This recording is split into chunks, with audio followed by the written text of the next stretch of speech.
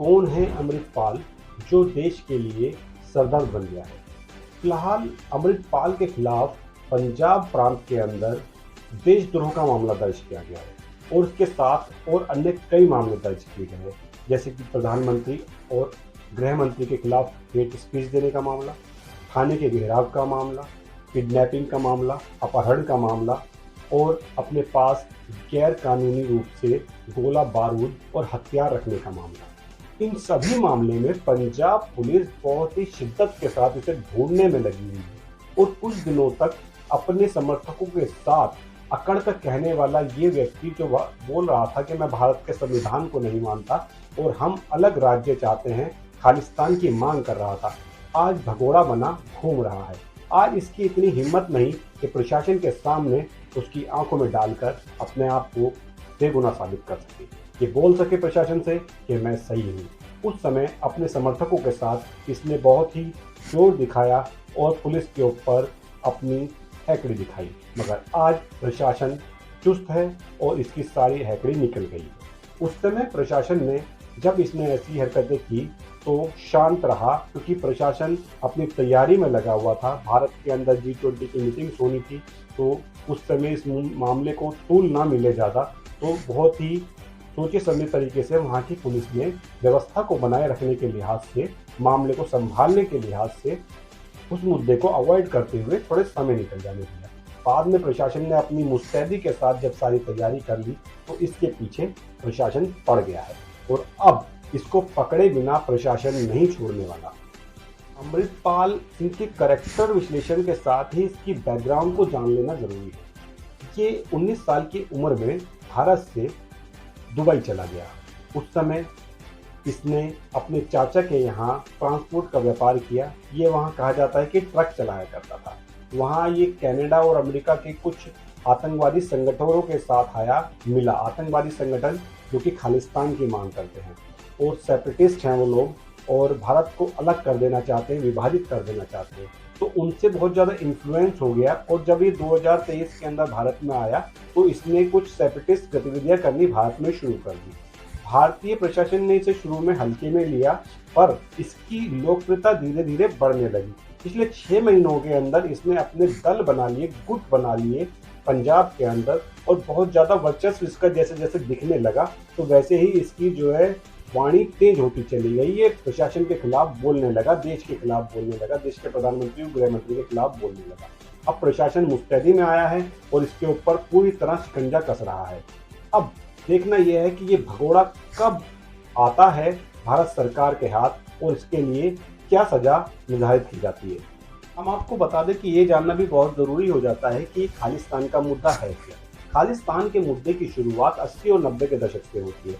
80 के दशक में जब पंजाब के अंदर आतंकवाद पनप रहा था और पाकिस्तान की ISI इसको बहुत ज़्यादा सपोर्ट कर रही थी, पाकिस्तान के हालात जो हैं, पाकिस्तान बिगाड़ने में लगा हुआ था भारत में पंजाब के अंदर जो हालात हैं, इन हालातों को अब बात कर लेते हैं। खालिस्तान का मुद्दा है क्या और क्यों अमृतपाल सिंह भारत की सुरक्षा और अखंडता के लिए एक थ्रेट है।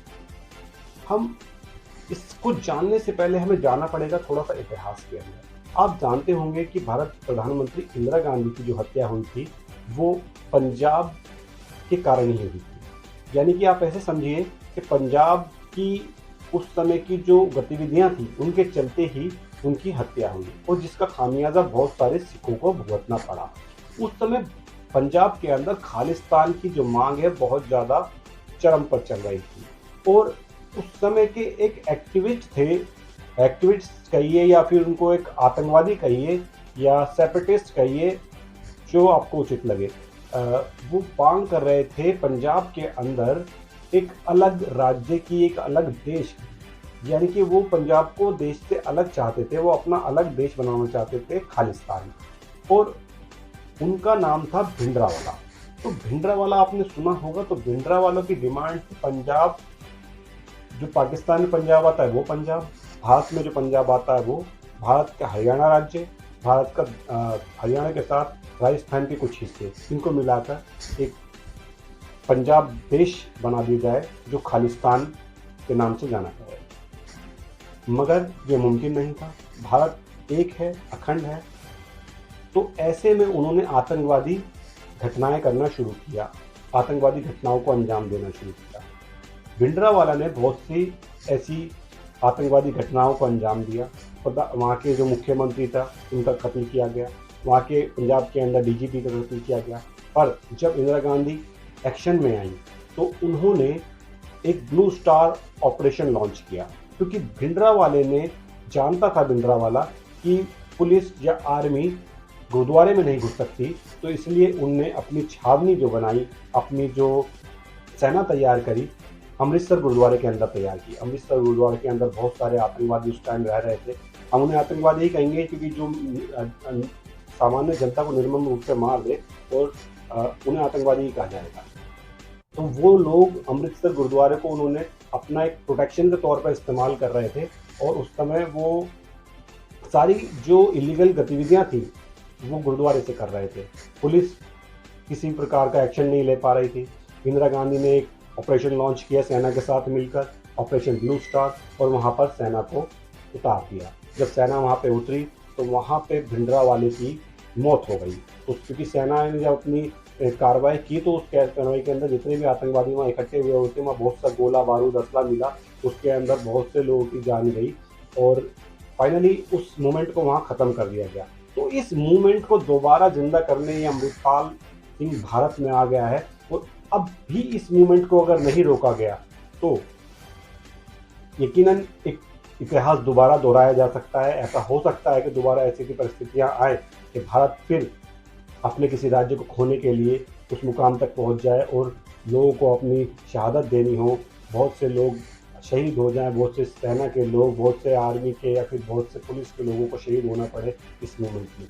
तो इस मूवमेंट को जितनी जल्दी ख़त्म कर दिया जाएगा, दबा दिया जाएगा। ये मूवमेंट कोई जायज़ मूवमेंट नहीं है, ये एक सरफिरोकी मूवमेंट है, ऐसे लोगों की मूवमेंट है जिनको सिर्फ राजनीति चाहिए, जिनको सिर्फ ताकत चाहिए, जिनको सिर्फ सत्ता चाहिए। क्योंकि हमारे देश में, हमारा देश एक सेकुलर मुल्क है, किसी के साथ कोई अन्याय नहीं हो रहा है, यहाँ सिख बहुत अच्छे से रहते हैं और हम लोग सिखों के बहुत सम्मान करते हैं, क्योंकि हमारी आज़ादी के अंदर सिखों की बहुत बड़ी भूमिका रही है, इतिहास के अंदर सिखों की बड़ी भूमिका रही है। हम लोग अपने देश का अस्तित्व उनके बिना देख भी नहीं सकते। तो ऐसे में कुछ चुनिंदा लोग निकल कर आए और खालिस्तान की मांग करें, अपने आप को देश से अलग बताएं, तो ये सही नहीं होगा। तो ऐसे लोगों को हमारे देश से दूर रहें, ऐसे लोग हमारे देश की सोच से दूर रहें और हमारे जहन में आने की कोशिश ना करें, हमारे देश को अलग करने की कोशिश ना करें। तो ये था एक छोटा सा किस्सा जो कि अमृतपाल सिंह से शुरू हुआ और भिंडरावाले तक ख़त्म हुआ, या फिर आप कहिए कि भिंडरावाले से शुरू हुआ और अमृतपाल तक आ गया है। आगे न जाने और कितने अमृतपाल आएंगे इस देश को, और कितना देखना पड़ेगा ऐसे लोगों को। मगर अगर हमारे देश के सिख, हमारे देश की जनता जागरूक हो जाए तो ऐसे लोगों को हमारे देश की सुरक्षा और अखंडता में किसी प्रकार का बाधा पैदा करने का मौका ही नहीं। अगर हमारी द्वारा प्रस्तुत की गई ये जानकारी आपको पसंद आई तो प्लीज़